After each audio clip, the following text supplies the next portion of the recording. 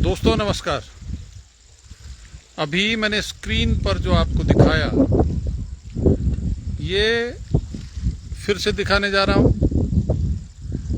टिहरी बांध के जलाशय का नजारा। इस समय टिहरी बांध का जलाशय पानी से लबालब भरा हुआ है और ये जहां पर मैं खड़ा हूं ये जगह आती है कंडी गांव की सीमा में, बिल्कुल बाउंड्री पर मैं खड़ा हूं। और उसके नीचे का जो इलाका है, किसी जमाने में 2005 तक ये जो डूब गया है गांव बंदराकोटी के सौड़ के नाम से, ये जो पानी जितना भरा हुआ दिखाई दे रहा है ये बंदराकोटी के सौड़ के नाम से जाना जाता था। और बंदराकोटी सौड़ से आगे सामने जो पहाड़ जिस पर ये कटिंग दिखाई दे रही है, इस पहाड़ के आगे जो चोटी दिखाई दे रही बादलों के नीचे, तो वहां मणि गांव और उस मणि गांव से मात्र 3-3.5 किलोमीटर आगे शांसु झूला पुल।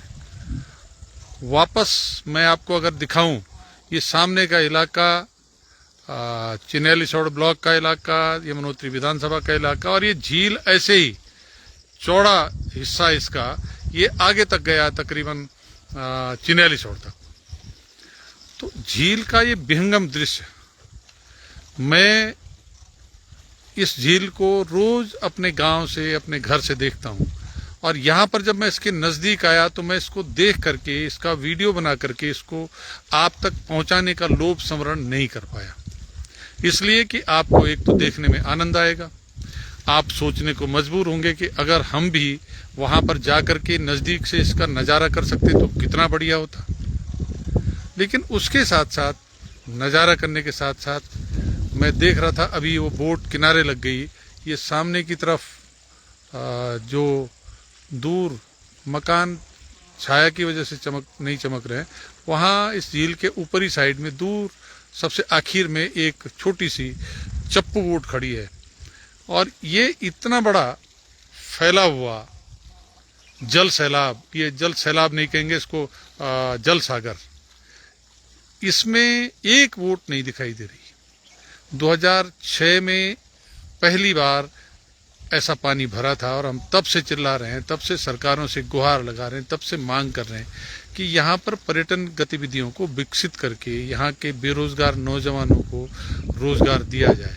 ये जो सामने का इलाका है जिसमें एक बिल्डिंग जैसी दिखाई दे रही है, तो ये एक सड़क है जो चिन्हैली सौड़ से सामने की तरफ जाते हुए और शांसु झूला पुल जाकर के दोनों तरफ लमगांव की तरफ भी जाती है, पिपलडाली की तरफ भी जाती है, कमांद की तरफ भी आती है, जाख डोबरा की तरफ भी जाती है और चंबा की तरफ भी जाती है। इतने वहाँ बाइफर्केशंस हैं। और यहाँ पर अगर इस इलाके में झील के किनारे, ये सामने की तरफ जो ये इलाका मैं दिखा रहा हूँ, यहाँ पर अगर सरकार कोशिश करके और एक बस्ती को बसाती, यहाँ पर ऐसी बस्ती बसाती जहाँ पर आकर के टूरिस्ट आकर के उस जगह पर 1-2 घंटे 3 घंटे रुकने का काम करते, तो एक नया पर्यटक स्थल विकसित होने के साथ साथ लोगों को रोजगार मिलता। वोटिंग का काम 1 घंटे से ज्यादा नहीं हो सकता है। 1 घंटे बाद टूरिस्ट थक जाता है, फिर उसको विश्राम चाहिए होता है, उसको कहीं पर चाय पानी की जरूरत होती है। तो ये इतना खूबसूरत नजारा, और जब बरसात में हरियाली होती है तो चारों तरफ हरा भरा, चारों तरफ जो गांव है वहां से झील का नजारा, झील के किनारे से झील का नजारा, आनंद आता है। मन करता है कि यहाँ पर बैठ करके इसको देखते रहूं, यहाँ पर ध्यान लगा करके बैठ जाऊं, यहाँ पर योगासन करना शुरू कर दूं, यहाँ पर इसके जो ठंडी हवा आ रही उसका आनंद लेना शुरू कर दूं। तो ऐसा सुंदर प्राकृतिक नजारा, और इसका लाभ इस राज्य की सरकारें, मैं सुनता जरूर हूं सतपाल महाराज के मुंह से, क्या बोलते हो, क्या टूरिस्ट सर्किट।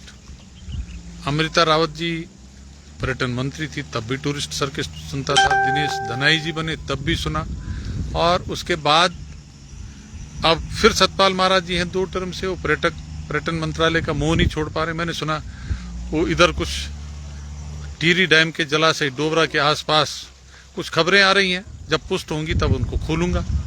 उनका इंटरेस्ट जागा है। अब इंटरेस्ट क्यों जागा है, बगैर कारण के तो जागता नहीं है। तो अपने व्यक्तिगत इंटरेस्ट के लिए लोग काम करें, इसलिए सरकार नहीं बनाई जाती, इसलिए विधायक नहीं चुने जाते, इसलिए मंत्री नहीं चुने जाते, बल्कि इसलिए कि वो जनता के इंटरेस्ट का काम करे, जनहित का काम करे। अगर ऐसा करेंगे तो उनको भी लाभ होगा, उनको भी सम्मान मिलेगा और हमारे राज्य के बेरोजगार नौजवानों को अपने घर में काम करके उनका स्वाभिमान जिंदा होगा। तो दोस्तों, आप जो लोग मुझे देख रहे हैं, सुन रहे हैं, आपने एक दो साथियों ने अपने रिएक्शंस भी दिए हैं, मैं उन सब का धन्यवाद करते हुए निवेदन करता हूं कि इस वीडियो को ज़्यादा से ज़्यादा लोगों तक पहुंचा करके टिहरी बांध के जलाशय की प्राकृतिक सुंदरता का लाभ हमारे जो 125 गांव डूबे हैं, उनके जो परिवार प्रभावित हुए हैं, उनके बेरोजगार नौजवानों के रोजगार का साधन बन सके, इसके लिए हमको सबको मिल करके लड़ाई लड़नी पड़ेगी। ये जो ऊपर की तरफ आपको पेड़ दिखाई दे रहे हैं, जंगल सा दिखाई दे रहा, आज यहीं पर रेलवे लाइन आने वाली। आज धरवाल गांव और सुनार गांव की मीटिंग जो हमने की रेलवे स्टेशन के बारे में, जो हमारी जमीन जाएगी उस पर जो रणनीतिक बैठक थी, तो इसी इलाके का मसला है। ऊपर रेलवे लाइन जाएगी। आज मैं अभी सुन रहा था कि वर्ल्ड बैंक से लोन लेने की बात हो रही, एक रिंग रोड या रिम रोड बनाने की बात भी हो रही है। अब वो कहाँ आएगी, उसके लिए भी जमीन जाएगी।